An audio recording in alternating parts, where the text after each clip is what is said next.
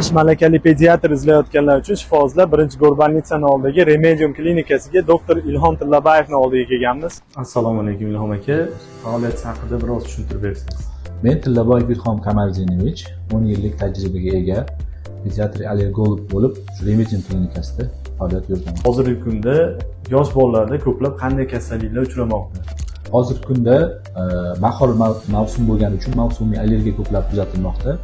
Bizda mavsumiy allergiyadan tashqari bu yerda pnevmoniyalar, bronxitlar, raxit kasalliklari, revmatologik kasalliklar, virus kasalliklari davolanib kelinmoqda. Bu yerda ish tartibingiz qanaqa?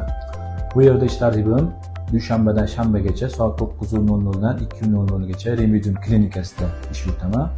Undan keyin ba'zi bir bemorlarimiz uyga chaqiruv qilishadi. Biz uyga borib, ko'rib, tekshirib davolash xizmatlarimiz ham mavjud.